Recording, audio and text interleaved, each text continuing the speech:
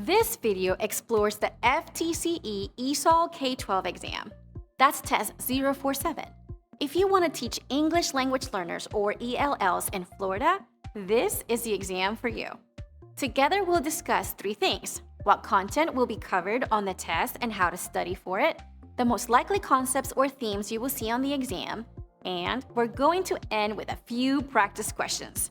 What are we waiting for? Let's get to this. The FTCE ESOL K-12 exam is composed of 9 competencies, ranging from 10 to 14% of the exam. This may look like a lot, and it is, but don't worry. In this video, you and I will visit each competency like points on a treasure map. At the end, we'll reach the X that marks that spot, a series of practice questions just like the content you'll find on the exam. Let's go, explorers! First stop on our map: culture and the ELL's learning. Ooh, that was kind of a tongue twister. Our first competency analyzes elements of culture and its effect on instruction. When cultures interact, one culture often takes on some of the customs and traits of the other culture. This process often takes place when immigrants move from one country to another. However, in the present day, change can also take place through the use of mass social media. Sometimes, the old culture changes into a new one because of the merging of traits. For example, when the Spaniards brought horses to the Americas, the Native American Sioux adopted the horses as key part of their culture. So this can take 2 forms. Assimilation. The individual or group replaces most of their home culture with the new culture. That's a total change. Acculturation. The adoption of aspects of the new culture while maintaining one's home culture. In other words, that cultures are mixing. One more time. Assimilation is changing to the new culture. Acculturation is taking on some of the new culture. Hey, that's one spot on our treasure map down. Now we follow the dotted line to Competency II, language as a system. Here, you'll be tested on the principles and forms of the English language. Like the key on a map. This knowledge will help ELLs prepare for their adventures and lessons ahead. Language acquisition is the process by which individuals learn a language.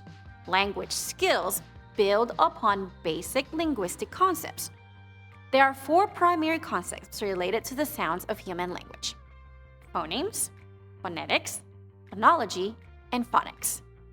Morphology is the study of forms of words. This includes prefixes, roots, and suffixes. Each of these individual meaningful parts are called morphemes. Orthography is the conventions for proper spelling in a language. Syntax is the set of rules that govern the construction of words in order to make phrases, clauses, and sentences. On the other hand, semantics is the study of word or symbol meaning. Pragmatics is the study of language in use, not in its structure, or the appropriate use of language. Segmentation refers to recognizing the boundaries between words, syllables, or phonemes in spoken language. Great work! We're getting further on our journey. Our next stop is Competency III, language acquisition and development. Competency III, language acquisition and development. Here, you'll be tested on the theories, processes, factors, and functions that affect ELL's learning. These are the mountains on our map, barriers, but also the path to learning. There's a lot that goes into being able to use a language to communicate effectively, such as phonetics, or the sound of human speech, phonology, or the sounds or patterns of sound that are particular to a language, morphology, or the forms of words, syntax, or word order, semantics, or the literal and connotational meaning of words and phrases. Pragmatics, or social language skills, language in use. Man, we climbed those mountains. Now our map is leading us to Competency IV. Competency IV, Second Language Literacy Development. This competency tests your knowledge of how ELL's oral language and literacy influence the development of English language skills. It reminds me of a river on our map, flowing through different areas and skill sets. Language transfer occurs when students transfer knowledge from L1, their native language, to L2, the new language they're trying to learn. This occurs at the conscious level as well as the subconscious level. A good reader knows that rereading a passage will help capture more details, no matter in what language the text is written. A good reader also knows how to skim for information without reading every word of a text.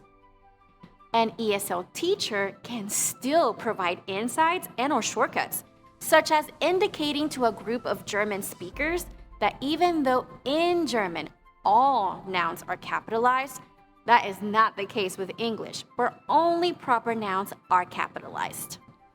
Additionally, it's normal for ELLs to rely on some transitional strategies as they learn English, including avoidance. The learner avoids using difficult words and structures, opting for simpler ones instead. Overgeneralization. The application of a grammar rule in place where it doesn't apply. Well, that is the end of this river ride. Following our map, our next stop should be Competency V, ESL ESOL History, Policy, and Practices. Here, you'll be tested on past and present approaches to ESOL instruction, major researchers and their influence on best practices, and major federal and state court decisions and policies that have affected the education of ELLs. Think of it like a town on our map. This section is full of people, ideas, and laws. In pull-out programs, ELLs are pulled out of regular mainstream classrooms for special instruction in English as a second language. There are many cons to this approach. There's a research-based consensus that pull-out programs are not effective. Also, the student misses general instruction when pulled out of class, and logistics can be complicated.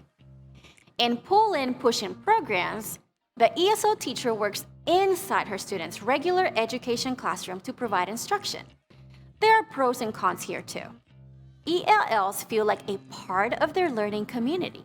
Logistics can still be complicated. In a self-contained English language learner class, the ESL teacher works inside her student's regular education classroom to provide instruction. However, this program yields better results than the programs that focus on language without content. Now, these are just 3 of the many you'll need to know. There are also newcomer centers, immersion, two-way immersion, and more. But for now though, let's keep our adventure rolling into Competency VI, standards-based ESL ESOL teaching. This particular competency is about selecting standards-based instruction for reading, writing, activities, and assignments. Like a seaside cove on our map, this skill covers a far and wide body of content. Now, there are a variety of group activities that work well for ELAR instruction. Literature circles are a small group of students discussing literature previously read. It can be teacher or student directed. Small groups are groups of 2 to 4 students collaborating on an assignment or discussion. Workshops are concentrated stations where students focus on one skill or element of a lesson. Reading centers are similar to workshops, but focus solely on reading skills such as comprehension, fluency, vocabulary, discussion, and our written responses. Multi-age groups are working with students from other grade levels on a particular skill. Think pair-share. This is when students work with a partner to discuss and evaluate the topic. Now, groups. They can be arranged in 3 ways.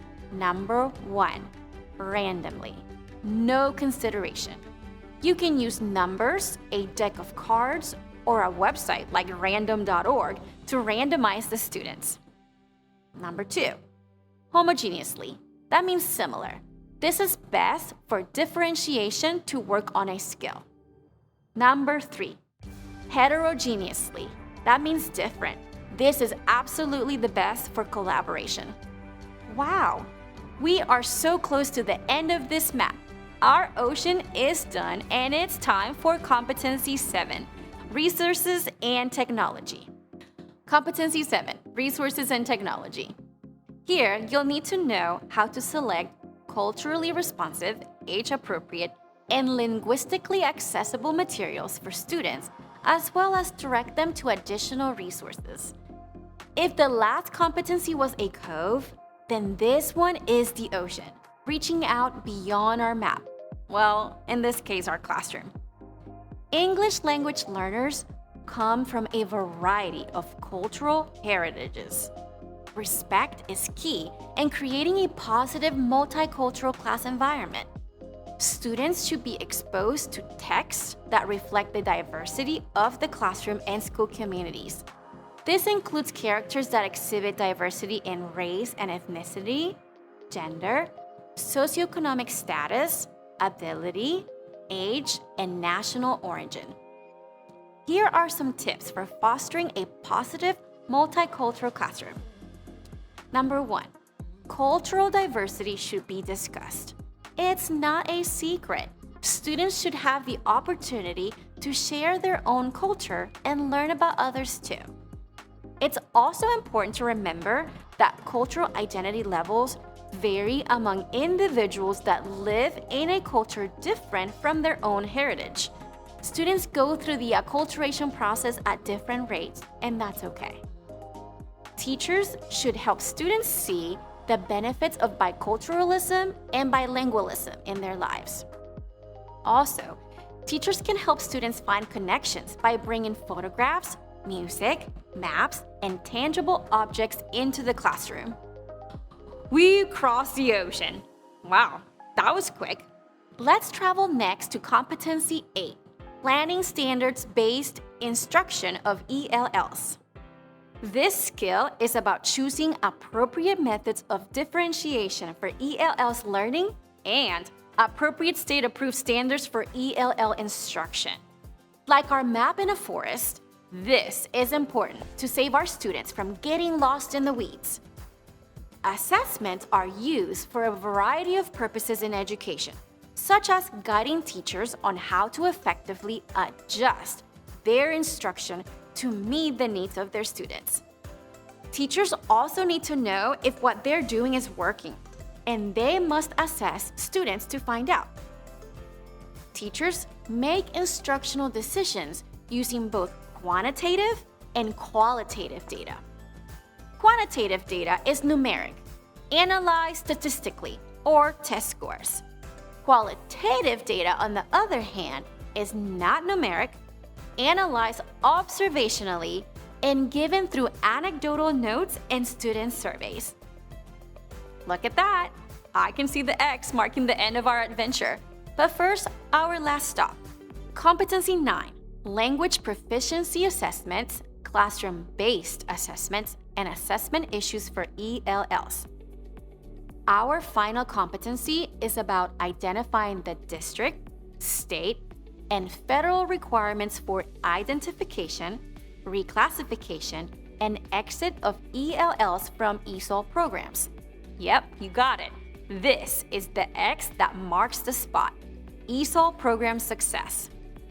Florida follows the WIDA, World Class Instructional Design and Assessment Standards.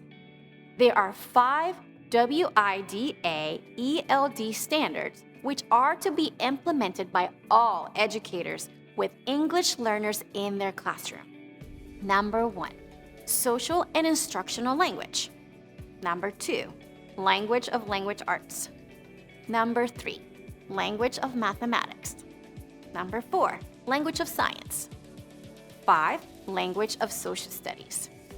In Florida, programs for ELLs must use either English for speakers of other languages, ESOL, or home language instructional strategies. Provide courses leading to English language proficiency. Ensure the student's identification and assessment, classification and reclassification. Ensure access to appropriate ESOL home language instruction and to other programs and services. And ensure qualified teachers are monitoring for program compliance, equal access, and program effectiveness. And that is just the start. You'll need to know all about reclassifying ELL students, promoting parent involvement, and more. And that's it. The end of our adventure. Before we roll up our map for the day, hey, let's finish strong with a series of practice questions. These will mirror what you'll see on the exam. Ready? Let's go. Which of the following is an example of acculturation? Remember the definitions of assimilation and acculturation? With those in mind, the correct answer is B. Acculturation is when one culture takes on some of the costumes and traits of another culture. Koreans using traditional flavors in the new form of tacos is a merging of traits through acculturation. Next question. The smallest individual sounds in a word are called what? This one's another definition. Remember way back to Competency II? The correct answer is A. Phonemes. They are the smallest individual sounds within a word. Let's do another one. What is the study of existing sounds in a particular language called? 3 definitions back to back. These must be important. Right answer here is C. Phonology is the study of sounds in a specific language. Nice job! We are a third of the way done. When transferring literacy knowledge and skills from L1 to L2, which of the following is true? The more developed the learner's first language is, the better the second one will develop. If the student has had a good education, the learning of the next language will most likely be easier. Any skills that the student knows from L1 in reading, writing, mathematics, and other subjects will serve them well in second language acquisition. So this means the correct answer is D. Jose just arrived from Mexico last week. His mother was told that he should go into a newcomer center. What happens in a newcomer center? Oh, a tricky one. Only one answer accurately describes a newcomer center. Answer A. Which of the following is the greatest educational benefit of using collaborative learning groups and active learning activities in the classroom? All of these answers are great benefits, but which are the greatest benefits to education? Answer A. These are the greatest educational benefits of those listed. 3 more left. You got this. Mrs. Homers usually incorporates literature that reflects various cultural and literacy traditions into literacy instruction for her English language learners. Which of the following is the greatest benefit to this practice? Correct answer here is B. Students are better able to understand perspectives, values, and beliefs beyond those that are familiar. Which of the following is the primary reason that teachers administer formative assessments? Remember back in Competency VIII when we discussed assessments? Regardless of if the assessment is qualitative or quantitative, it is used for answer C. A formative assessment is used to provide feedback on students' progress and identify which areas in which students need further instruction so that teachers can develop lesson plans to address these skills. Last one. The Florida Department of Education enforces all of the following in its State Board of Education rules except what? One of these answers is just simply incorrect. Answer A. This is not stated in the Florida Department of Education State Board of Education rules, nor is it a requirement. And that's the end of our questions. I really think you're ready to ace your FTCE ESOL K-12 exam. Congratulations on finishing the video! If you found it helpful, give it a like. There's still plenty more to learn. Did you know that our study guide has hundreds of practice questions? If you really want to make sure you're prepared for the FTCE ESOL K-12 exam, take the next step now and subscribe to the 240 Study Guide. It has hours of videos, so you can watch and or listen while doing chores. It is test-aligned, so you know precisely what you need to study. And it has hundreds of practice questions, so you can be sure you are ready. And don't forget about the money-back guarantee. So, click the link below right now to get started.